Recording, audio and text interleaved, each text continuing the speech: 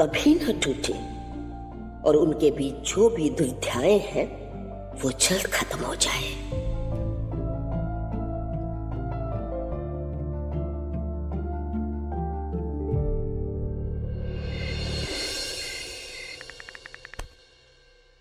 इतना मुस्कुराते आप किससे बात कर रहे थे? मेरी सौतन है क्या? वो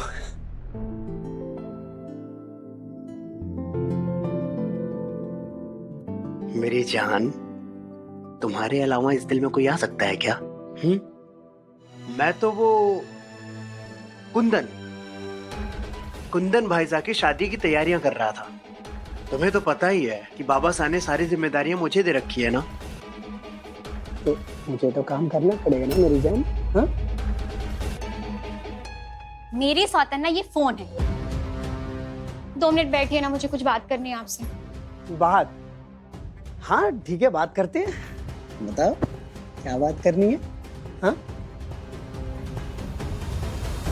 हमने अभी तक इस परिवार को कोई संतान नहीं दिया है। बड़ी मासा इसी बात से बहुत नाराज है। पर से शादी की खबर आग में घी डालने का काम कर रहा है। हमें बहुत डर लग रहा है। आपको नहीं लगता कि हमें उन्हें जल्दी से खुशखबरी देने की कोशिश करनी चाहिए? इतने सालों से हम कोशिश तो कर रहे हैं ना।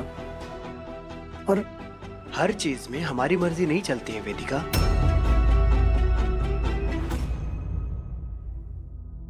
कुछ चीजों में ना सुपर वाले की भी मर्जी होती है।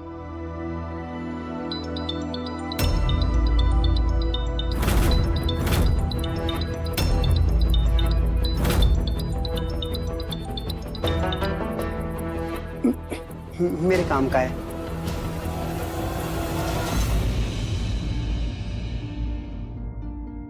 भगवान जी, अगर आपकी मर्जी है तो मैं आपसे विनती करती हूँ कि श्रावण मेरी गोद भर दीजिए, वरना मासा पता नहीं कौन सा फैसला लेंगी, ये मैं अभी नहीं जानती।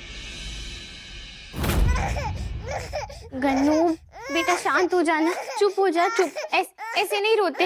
मैं हूँ ना यहाँ, मैं हूँ तुम्हारे साथ, है ना? ये देखिए दूध पी ले, शांत हो जा बेटा। मैं जानती हूँ तू बहुत तकलीफ में है इस वक्त। मैं हूँ ना थारे साथ में, मैं थारी को ऐसे ऐसे झूला झुलाती हूँ। चुप हो जा, चुप हो जा गन्नू, शांत हो जा, सब ठीक हो जाएगा।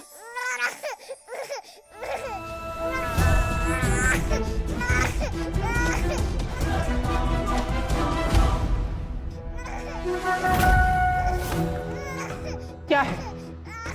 हाँ? ओ,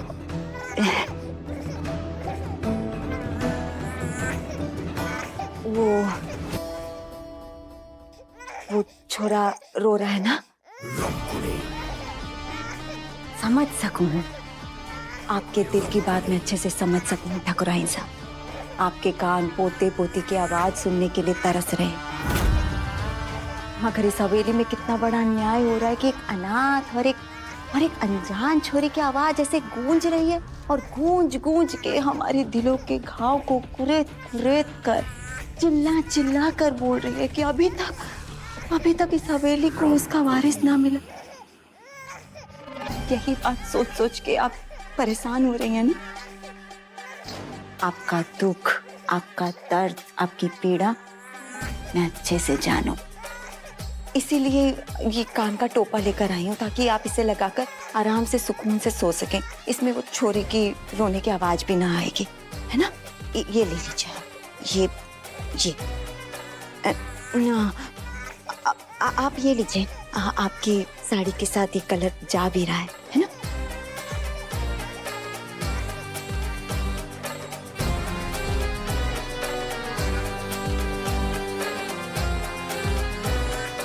मगर हम कर भी क्या सकते हैं ना ठाकुराइन साहब? हाँ, वो छोरी और वो बच्चा हमारी तो हवेली में आके जैसे जम से गए हैं। वो पिद्दी सी छोरी, उसके सामने हम सब मजबूर हो गए। कुछ ना कर पा रहे हम, बस हाथ में हाथ धर के बैठे हुए।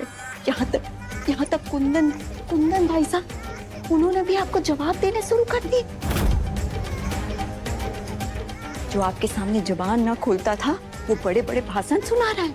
ना ना ना, ये सब देखना तो, मगर खैर जाने दीजिए, अब कर ही क्या सकते हैं। अब पछताए हो क्या जब चिड़िया चुग गई खेत। ठाकुर साहब होते तो कभी ऐसा ना होने देते। ठकुराइन साहब, इसे आराम से अपने कान में लगा लीजिएगा ताकि उस छोरे की आवाज और आपकी मजबूरियां इसमें दब जाए, है ना? कम से कम अच्छी नींद तो आएगी।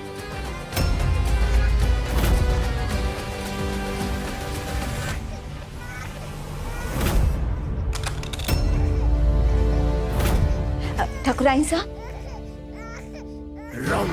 रमकुड़ी शैतान की फुलझड़ी।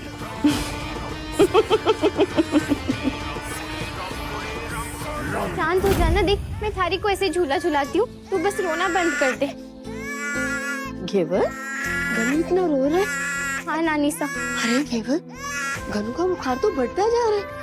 अरे इसके माथे पर गिनी पट्टी रखते रहो। नानी सा, ये नन्ही सी जान इतनी तकलीफ कैसे सह पाएगा?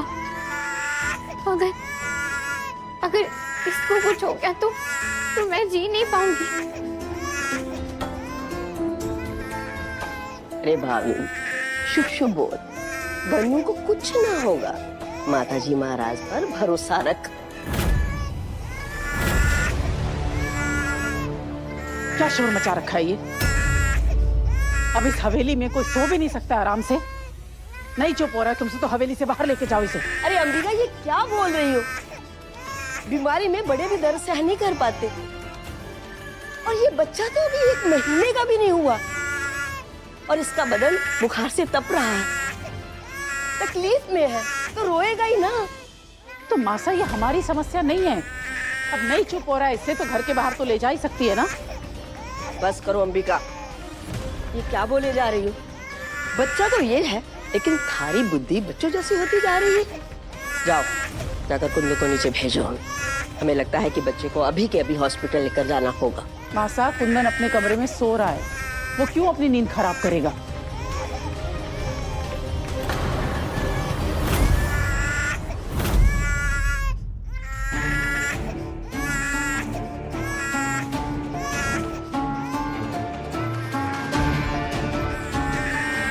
आप इसे गर्दन के नीचे से हाथ रखिए। कुंदन, आप यहाँ क्या कर रहे हैं? जाइए, जाकर सो जाइए अपने कमरे में। चंदा है तू, मेरा सूरज है तू, ओ